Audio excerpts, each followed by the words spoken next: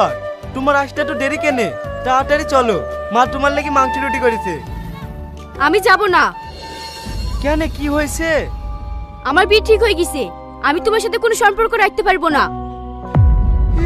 তুমি কি বলছো? তুমি আমাকে ছেড়ে অন্য ছেলেকে বিয়ে করবা?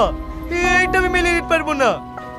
তুমি মানলে বা কি, না মানলে বা কি, আমার কোনো যায় আসে না। শ্রাবণী, তাহলে আমাদের এতদিনের ভালোবাসা সব মিথ্যা ছিল? যার 10 টাকা ইনকাম করার ক্ষমতা নাই, তার আবার ভালোবাসা? তুমি জানো আমার যে ছেলের সাথে বিয়ে হয়েছে সে একটা বড় পুলিশ অফিসার।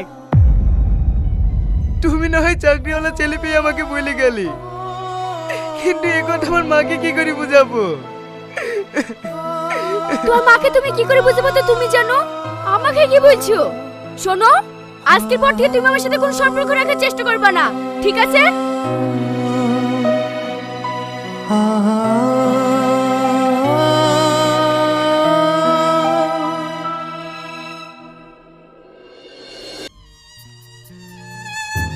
এই দুনিয়াতে সব চালাবে বেঈমান, টাকার কাছে ভালোবাসার কোনো মূল্যই নেই।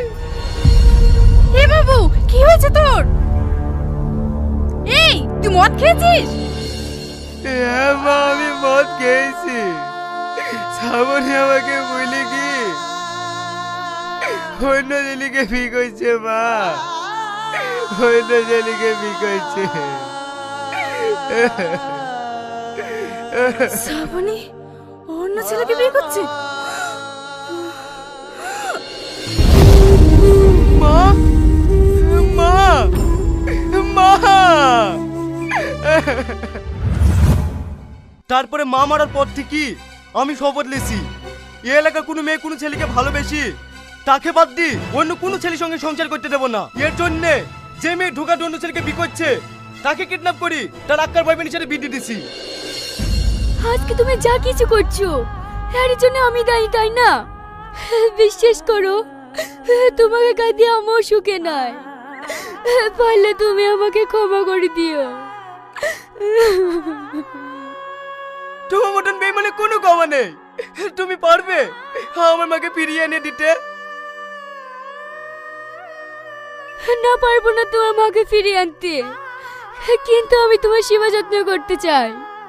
তুমি কি পারবে আমাকে জীবন সঙ্গী বানাইতে? কি বলছো তুমি? তোমার তো বিয়ে হয়ে গেছে। হ্যাঁ, হয়েছিল। আমাকে বিয়ে করে বাড়ি ফেরার পথে আমার স্বামী অ্যাক্সিডেন্টে মারা গেছে। তার পরিবর্তে পুলিশের চাকরিটা আমি পাই। আমি তোমার সাথে দেখা করার লাগি অনেকবার চেষ্টা করেছিলাম, কিন্তু আমি লজ্জায় তোমার সামনে যেতে পারিনি।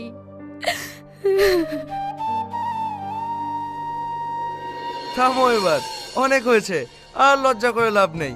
বাড়ি চলো, বাড়ি গিয়ে ধুমধাম করে বম ফাটিয়ে বিয়ে দেবো।